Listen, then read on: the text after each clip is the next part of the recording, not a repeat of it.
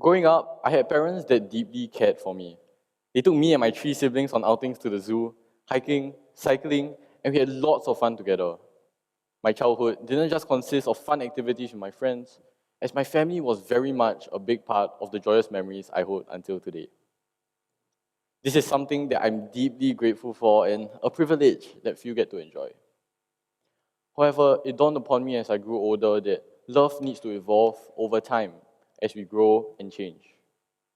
This only occurred to me when I was in secondary one. Fresh out of primary school, I was faced with a new learning environment, new people, and fresh challenges that demanded me to change. In particular, one of the biggest challenges of being in an academically competitive school is the enormous levels of stress and high expectations. They eventually led to me falling into a pit of despair and a general loss in purpose in my life. This change, from a young kid to a teenager asking existential questions, meant that I needed to be loved and cared for in a different way. I no longer just needed my physical or surface level emotional needs to be met. I didn't just need to be happy.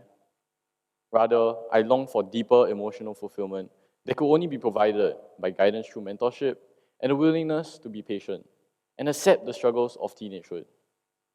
As I grew up, my needs changed, and so did the way I needed to be loved and cared for.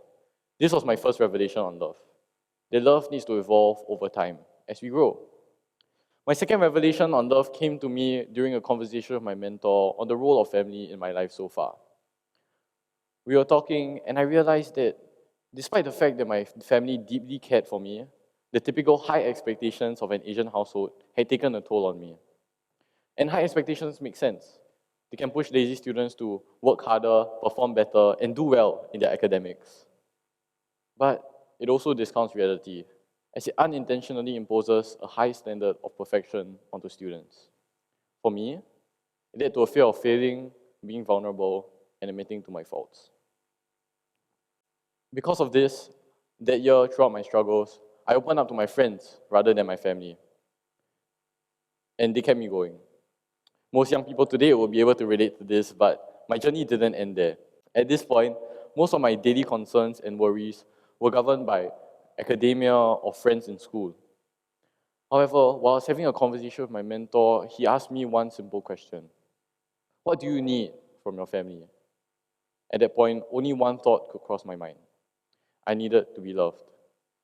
I realized that despite all my worries and concerns about friends or schoolwork, a lack of understanding from my family was the root cause of a fear of failure, which had led me to erroneously strive for perfection, cover up my mistakes, and refuse to accept myself. When I said I needed to be loved, what I really meant was that I needed to be accepted. This was my third lesson on love. That we need to accept ourselves and be accepted by our family in order to feel love. I have one more story for you. Throughout my struggles, I often turned to my friends for acceptance. But what love truly was really shone through at one particular moment in my life. Before we get to that, you should know something about me. I have many acquaintances, but few friends. But because I have so few friends, I'm totally clueless on how friendship works. At one point in my life, my best friend even had to give me a step-by-step tutorial on how to stand up for my friends. Step 1, recognize when your friend is being confronted or in a vulnerable position. Step 2, side with said friend and support him or her by giving affirming messages. Seems pretty obvious that you should stand up for your friends, right? Apparently, not for me. This same friend also showed me what love truly was. Last year, I messed up.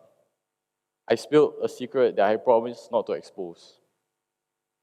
I made a dumb mistake, and once you break a promise, you can't take your actions back. Clearly, I got chewed out and scolded. However, what my friend would say at the end of the hour-long scolding would actually get me crying. I asked, if you're so angry at me, why don't you just leave? Why are you still here? The only reply I got was, no matter what, no matter how much you mess up or how many mistakes you make, I'll still be here for you, and we're still friends. This is also love to me. Giving, caring, and sacrificing, even when the other person doesn't deserve it. You see, I had gotten something that I didn't deserve. Forgiveness, grace, mercy. This is love given unconditionally, despite the temporal mistake or character flaw. And that's my third and last revelation on love I have for you today. That love is given when the person matters more than the mistake. In closing, did you know that there are 6 Greek words for love? 2 of which succinctly express all I've learned about love in the past few years. Philia, deep friendship, and pragma, long-standing love.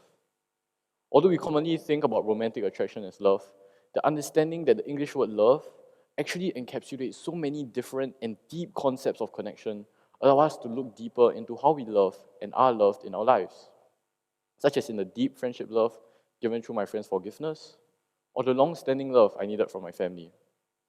So, through my experiences I've shared with you today, I hope to be able to shed more light on how you love and are loved in your life.